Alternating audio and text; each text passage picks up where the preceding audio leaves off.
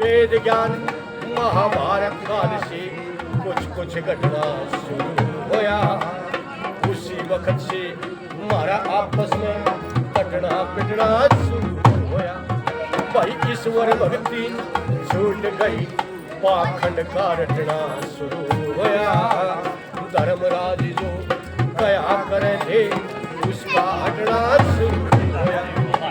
धर्मराज जो कया करे थे उसका हटना शुरू होया। भाई हटते हटते इतना हट गया, लोगों हटते हटते इतना हट गया कि बिल्कुल पर्दा होया। मंडल का नाश होया, मेरे देश का भारी हरास होया। भाई वेद अनुकूल राज बन सारे, मंडल का नाश होया। मंडल का नाश होया, मेरे देश का भारी हरास। ये वीरेंद्र सिंह जी फरमाना गांव से 100 रुपये उत्साहवर्धन के लिए उनका भी बहुत बहुत धन्यवाद है। धन्यवाद। देखिए क्या कहता है कवि, वेद ज्ञान महाभारत काल से कुछ घटना शुरू होया। उसी वक्त से हमारा आपस में कटना पिटना शुरू होया और ईश्वर भक्ति छूट गई, पाखंड का रटना शुरू होया। धर्मराज जो कहा करे थे उसका हटना शुरू होया और हटते हटते इतना हट गया कि बिल्कुल पर्दाफाश होया। भूमंडल का नाश होया, मेरे देश का भारी नाश होया। ये देश वेदों का था, विद्वानों का देश था, लेकिन महाभारत के बाद इस देश का नाश होना शुरू, और वो नाश इतना बढ़ता चला गया कि हजारों सालों की गुलामी भोगनी पड़ी। और उस गुलामी के बाद ऐसे संस्कार बढ़ के कि हम कोशिश कर रहे हैं समझाने की, जब भी समझने के लिए लोग तैयार हैं। ऐसा काम हो रहा, हाँ उल्टा काम होता, उसमें भाग के जा, इसलिए प्रवृत्ति नष्ट होती चली गई, इसलिए इस देश का नाश होता चला गया। इस देश के अंदर क्या खाते पीते थे, दूध भैंस का ना पीते थे लोगों, दूध भैंस का ना पीते थे, घर घर गऊ पालते थे। पीने से जो दूध बचा था उसका घृत निकालते थे। मिला सामग्री उस घी को फिर अग्नि अंदर डालते थे। उससे भी जो बच जाता था उसका दीवा बारते थे। उससे भी जो बच जाता था उसका दीवा बारते थे।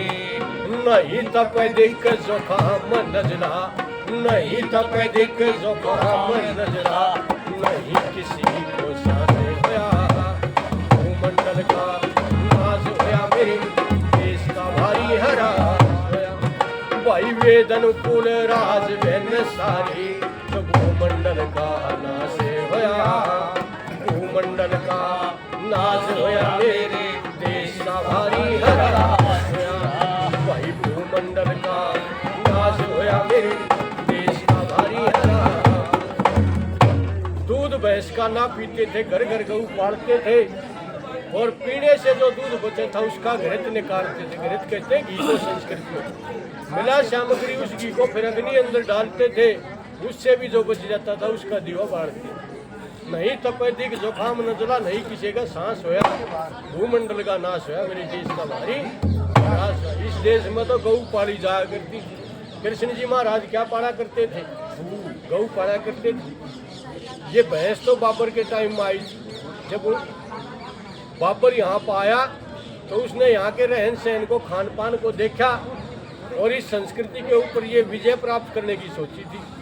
बाहुबल से तो जीत लिया था, लेकिन उसने सोचा भी इन लोगों के ऊपर शासन नहीं किया जा सकता। मंत्री से पूछा इन लोगों के लिए क्या किया जाए, कैसे इनको शासन किया जा सकता है, इनको अपने रंग में डाल दे।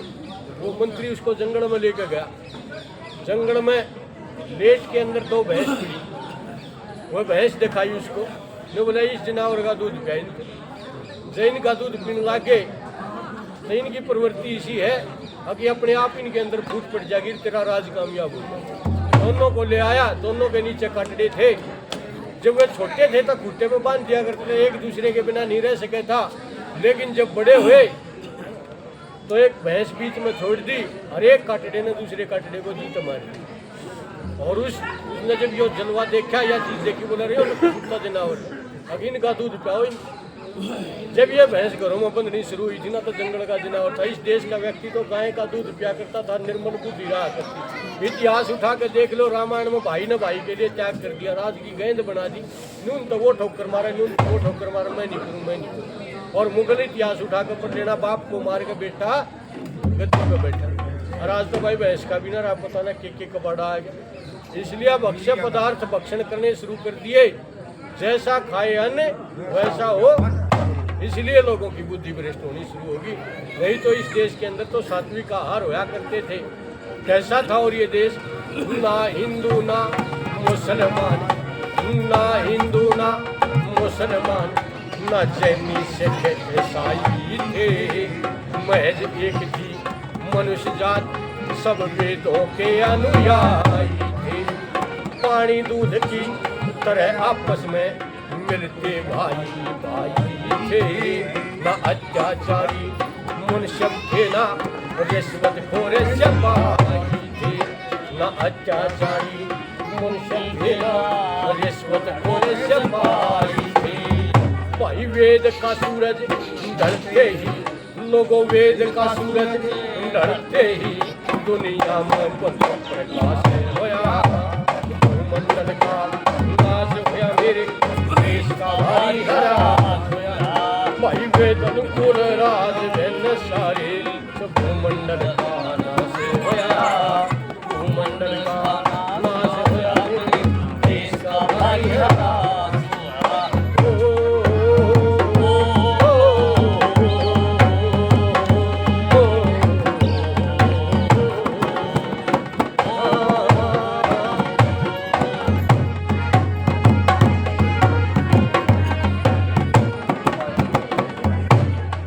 हिंदू ना मुसलमान, ना जैनी सिख ईसाई थे, महज एक थी मनुष्य जात, सब वेदों के अनुयायी थे। पानी दूध की तरह आपस में मिलते भाई भाई थे। ना अत्याचारी मनुष्य थे, ना रिश्वतखोर सिपाही।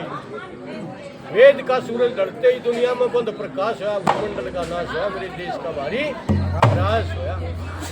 इस देश में इतिहास उठा कर देख लेना, 1400 साल पहले से मुस्लिमों की उत्पत्ति नहीं मिलेगी।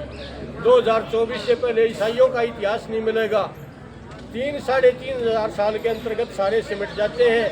लेकिन आज भी हमारा पंडित जी जब यज्ञ कराता है तो डेट बोलता है 1 अरब 1,96,53,124वां वर्ष। इतनी पुरानी संस्कृति है या, और जितनी पुरानी यह संस्कृति है, इतना पुराना आप लोगों का धर्म है। और इतने पुराने धर्म के लोगों के बीच में आज प्रचार करने की आवश्यकता पड़ रही है, बताने की पड़ रही है बातों को। आज से 30-40 साल पहले तक भी थोड़ा बहुत छोटी जनेऊ के महत्व को जानते थे, धर्म को जानते थे। लेकिन जो ये 20-30-40 साल गुजरे ना, टीवी आया, मोबाइल आया, इसने जड़ पाट दी सब कहे। कुएं के अंदर भांग घोड़ दी, लोटे में भांग हो तो छानी जा सके है, कुएं की भांग को नहीं छाना जा सके। कैसा था ये देश, अब तक भी कैसा था? क्या कहता कभी? सिर पे थे पगड़ी चीरे, लोगों सिर पे थे पगड़ी चीरे, हाथों में सदा लठोरी थी। राजा थे सूरजमल से और रानी यहाँ के सोरी। शादी 24 साल का छोरा, 18 साल की छोरी थी। पृथ्वी सिंह बेधड़क गया, नहीं डकती चोरी थी। पृथ्वी सिंह बेधड़क गया, नहीं डकती चोरी थी। हट के फिर वैसा ही हो जा, हट के फिर वैसा ही हो जा, गर्भे तो विश्वास होया। भूमंडल का नाश होया, मेरे देश का भारी हरास होया।